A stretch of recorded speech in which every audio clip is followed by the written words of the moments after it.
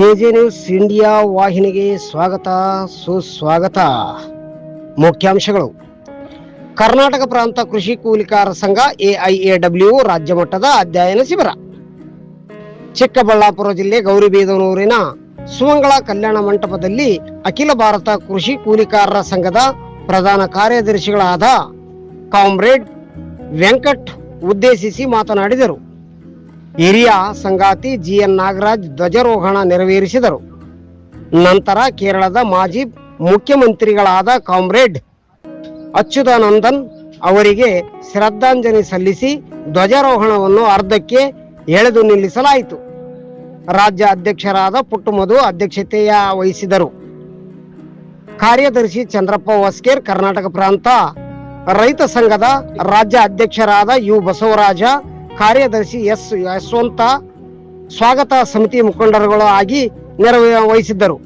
ಕೂಲಿಕಾರರ ಸಂಘದ ರಾಜ್ಯದ ಪದಾಧಿಕಾರಿಗಳು, ರಾಜ್ಯ ಸಮಿತಿ ಸದಸ್ಯರು ಹಾಗೂ ವಿವಿಧ ಜಿಲ್ಲೆಗಳಿಂದ ಆಗಮಿಸಿರತಕ್ಕಂಥ ಸಂಗಾತಿಗಳನ್ನು ಉದ್ದೇಶಿಸಿ ಈ ಸಂದರ್ಭದಲ್ಲಿ ಸಂಪೂರ್ಣವಾದ ಮಾಹಿತಿ ನೀಡಿದ್ದಾರೆ.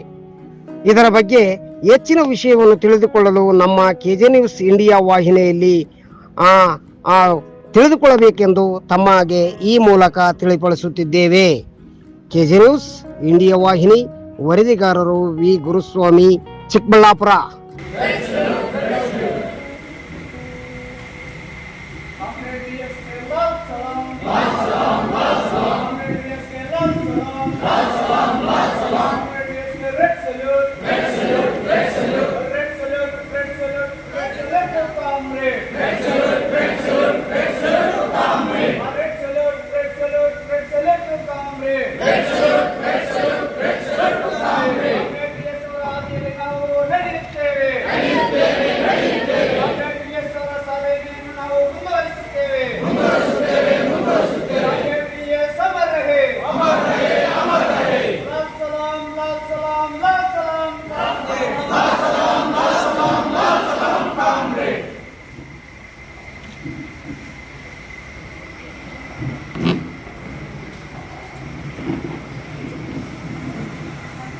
ಮಾಡಲ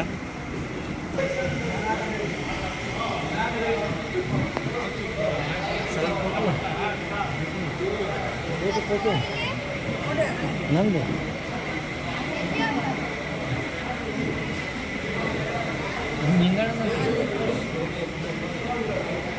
ಎಂತ ಕುಡಿಯೋ ಹಾಂ ಹಾಕ ಸ್ವಲ್ಪ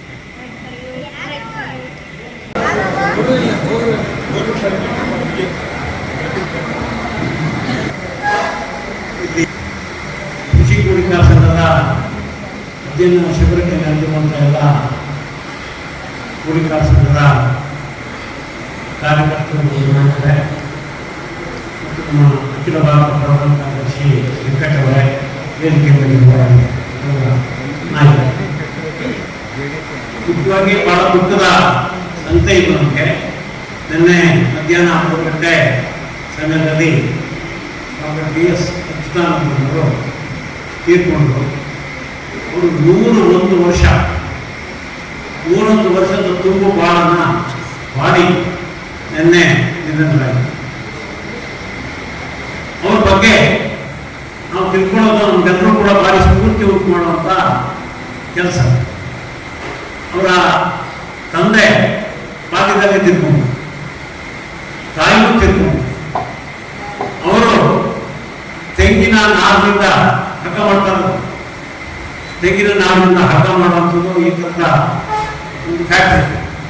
ಆ ಫ್ಯಾಕ್ಟ್ರಿಯಲ್ಲಿ ಕಾರ್ಮಿಕನಾಗಿ ಇನ್ನೂ ಸಣ್ಣ ಹುಡುಗಾಗಿದ್ದಾಗಲೇ ಕೆಲಸಕ್ಕೆ ಸೇರ್ಕೊಂಡು, ಹಾಗೆ ನಾನು ಕೆಲಸಕ್ಕೆ ಸೇರಿಕೊಂಡು ಆ ರೀತಿ ಯಾರು ಕೃಷಿ ಕೂಲಿಕಾರರಿದ್ರು ಅವರೆಲ್ಲರೂ ಕೂಡ ಹೋಗಿ ತೆಂಗಿನ ನಾರಿನ ಫ್ಯಾಕ್ಟ್ರಿಯಲ್ಲಿ ಕೆಲಸ ಮಾಡ್ತಿದ್ರು.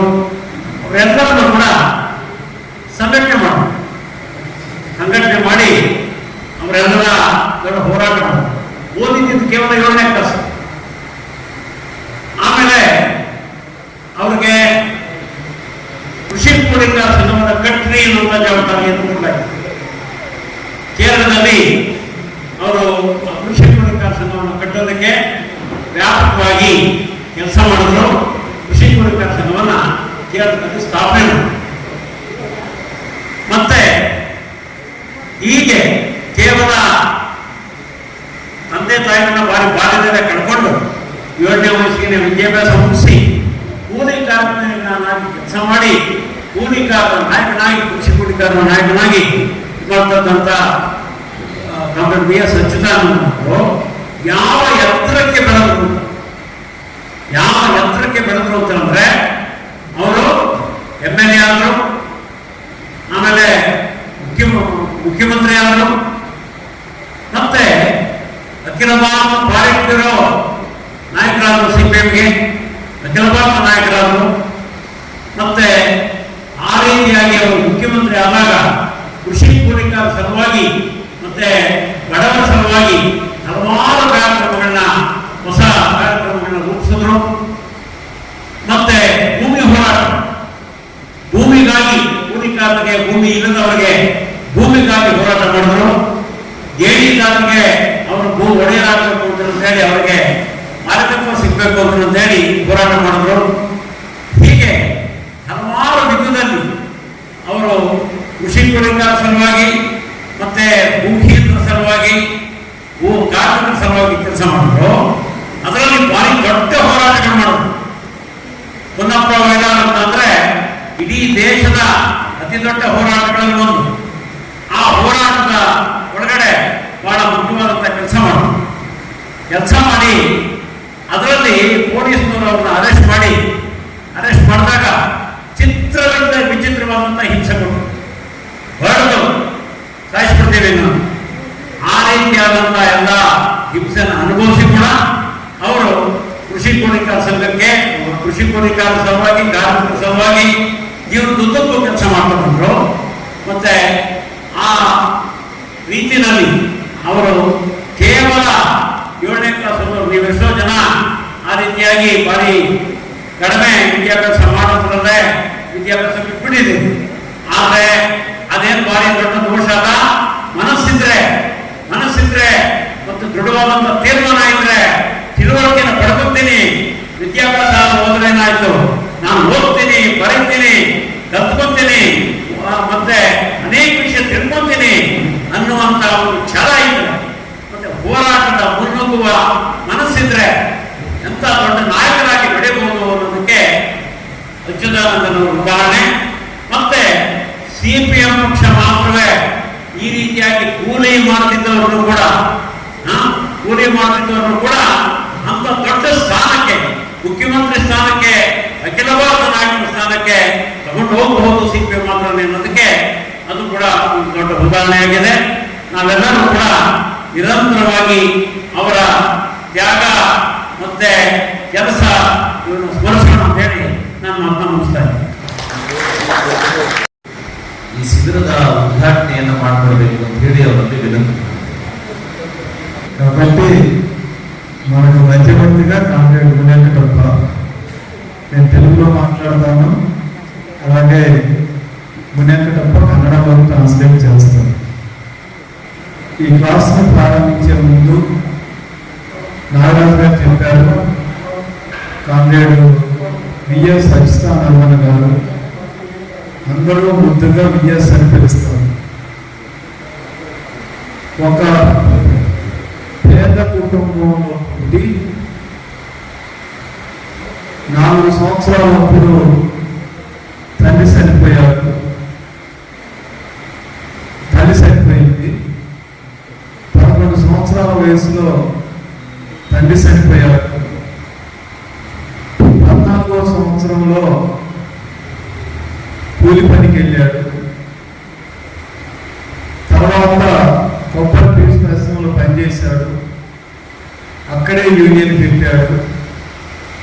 అక్కడ నుంచి రాజకీయాలు మొదలైంది. ఒక కూలి కుటుంబంలో పుట్టి కూలి చేసుకునేవాడు ముఖ్యమంత్రి స్థాయికి వెళ్ళాడంటే అది కమ్యూనిస్టులకు మాత్రమే సాధ్యమవుద్ది. అలాంటి ఒక గొప్ప జీవితాన్ని కామ్రేడ్ VS అచ్యుతానందన్ గారి యొక్క గొప్పతనంగా మనం చూడవచ్చు.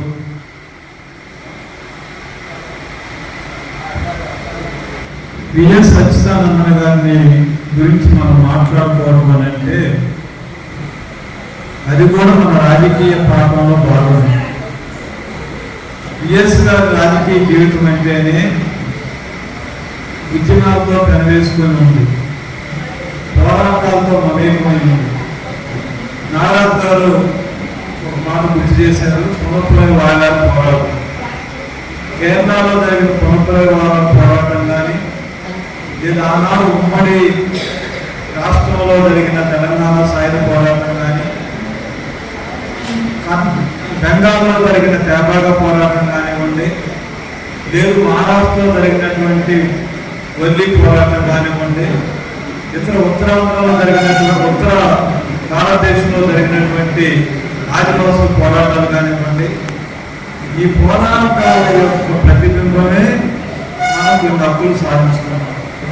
పునఃప్రాయ అనేది ఒక ఊరు.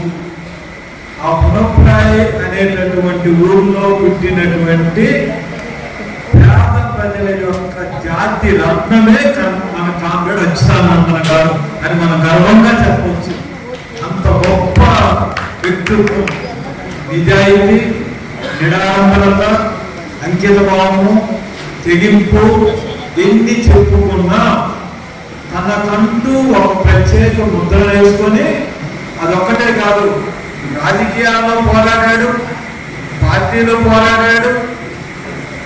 సిపిఎం పార్టీ నిర్మాణంలో ఉన్న ఒక్కడో చివరాతను ఇప్పుడు అతను చనిపోయాడు విఎస్ గారు. అంతేకాదు అందరూ 70-80 సంవత్సరాలు బతికితే కష్టపడుకుంటాం, కానీ ప్రకృతితో కూడా జయించి 101 సంవత్సరాలు బతికినటువంటి అతి కొద్ది మందిలో అచ్యుతానందన్ గారు కూడా ఒకటని మనం గర్వంగా చెప్పవచ్చు. అంటే ఆయన జీవితం ఎంత గొప్పగా మనం ఇవన్నీ నేర్చుకోవచ్చు. కాబట్టి మనకున్న సమయం భావరించా ఇంతకంటే ఎక్కువ చెప్పడం కారణం కుదరదు. ఒకటి మాత్రం నేను చెప్పగలను, విఎస్ గారు లాంటి వాళ్ళు పోరాడారు కాబట్టే ఈ రోజు ఇక్కడ ఇంతమంది సాధారణ కుటుంబం ఇక్కడ ఎలా కూర్చోగలుగుతున్నాం అంటే అది విఎస్ లాంటి వాళ్ళ యొక్క పోరాటం యొక్క స్ఫూర్తి అనేది మనం గర్వంగా చెప్పవచ్చు. వాళ్ళు లేకపోతే మనం లేవు, మన సంఘం లేదు, మన ఉద్యమం లేదు. అందుకు మనందరి తరఫున విఎస్ గారికి నివాళులు అర్పిస్తూ వారి ఆశయాలను సాధించడానికి ఈ క్లాసుల ద్వారా మనం ప్రయత్నం పూనుకోవాలని కోరుతున్నాను. ಈ ಚಾನೆಲ್ ಅನ್ನು ಸಬ್ಸ್ಕ್ರೈಬ್ ಮಾಡಿ ಮತ್ತು ಪಕ್ಕದಲ್ಲಿರುವ ಬೆಲ್ ಬಟನ್